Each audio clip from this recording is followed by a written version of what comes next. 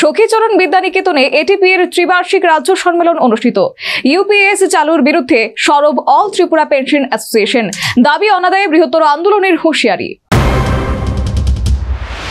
রাজধানীর সখীচরণ বিদ্যানিকেতনে রবিবার all Tripura pension অ্যাসোসিয়েশনের তৃতীয় ত্রিবার্ষিক রাজ্য সম্মেলন অনুষ্ঠিত হয়।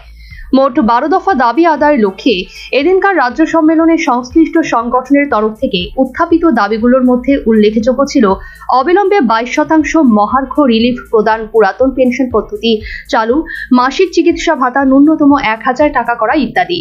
এদিন অল ত্রিপুরা পেনশন অ্যাসোসিয়েশনের রাজ্য সভাপতি শান্তিরঞ্জন দেবনাথ নতুন পেনশন স্কিমের তীব্র বিরোধিতা করেন। সেই সাথে পুরাতন পেনশন স্কিম চালুর পক্ষে সওয়াল করেন। কেন্দ্রীয় সরকার নতুন আরেকটি পেনশন স্কিম এনেছেন। সেই নতুন পেনশন স্কিমটার সংক্ষেপ হলো ইউপিএস, ইউনাইটেড পেনশন স্কিম। ওই পেনশন স্কিম আসলে এনপিএস এবং ওপিএস এই দুটোর সংমিশ্রণ। এখানেও শিক্ষক কর্মচারীর বেতন থেকে একটা অংশ তাদের পেনশন ফান্ডে কেটে নেওয়া হবে এবং সরকারও কিছু টাকা জমা করবে। তবে এখানে সরকারি অনুদানটা একটু বেশি থাকবে এবং এখানে একটা ফিক্সড একটা পেনশনের কথা বলা হয়েছে। যেমন ওপিএসে যেমন লাস্ট বেসিক পের 50% পেনশন হয়, ইউপিএসও লাস্ট বেসিক পের 50% পেনশন হবে। কিন্তু তার সঙ্গে যে ডিএ হবে বা ডিআর হবে, সেই ডিআরটা বর্তমানে ওপিএসে যেভাবে ডিআর দেওয়া হয় সেইভাবে ডিআর হবে না। ডিআর কোন পদ্ধতিতে দেওয়া হবে, কোন সূচকে দেওয়া হবে, সেটা এখনও স্বীকৃত হয়নি। এবং অন্যান্য যে পেনশনারি বেনিফিটগুলো রয়েছে, যেমন গ্র্যাচুইটি রয়েছে, লিভ স্যালারি রয়েছে, কম্যুটেশন রয়েছে, এগুলো কিন্তু কোনোটাই থাকবে না। লিভ স্যালারি থাকবে না, কম্যুটেশন থাকবে না এবং গ্র্যাচুইটিটাও কমে গিয়ে সর্বোচ্চ হবে 5 লক্ষ টাকা। একই সাথে তিনি অবিলম্বে 22% মহার্ঘ রিলিফ সহ পেনশনারদের মাসিক ভাতা ন্যূনতম 1000 টাকা করার দাবি জানান।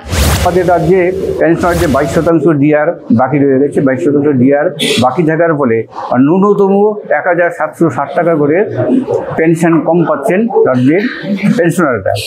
আমরা দাবি রাখবো যে অবিলম্বে যাতে রাজ্য সরকার এই 22% ডিআর কর্মচারীদের মিটিয়ে দেন।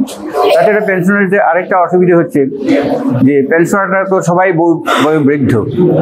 বয়স্ক নাগরিকদের রক্ষা করা, তাদের সুরক্ষা দেওয়া, সেটা কিন্তু একটা সমাজ কল্যাণকামী রাষ্ট্রের আসল কর্তব্য। সেই হিসেবে বলতে গেলে যে বয়োজ্যেষ্ঠরা যে বিভিন্ন রকমের অসুখ বিসুখে পীড়িত হন, তার জন্য তাদেরকে একটা প্রোটেকশন দিতে হবে। তার জন্য প্রয়োজন মেডিকেল ইন্স্যুরেন্স। কিন্তু আমাদের রাজ্যে পেনশনারদের জন্য কোনো মেডিকেল ইন্স্যুরেন্সের কোনো প্রভিশন নেই। তাছাড়া যে মেডিকেল ভাতা যেটা দেওয়া হচ্ছে সেটাও অত্যন্ত কম, মাত্র 500 টাকা দেওয়া হয়। বর্তমান যুগে দেখা গেছে ওষুধের দাম এত বেশি বেড়ে গেছে যে কোনো বৃদ্ধ লোকের ঔষধ কিনতে গেলে তার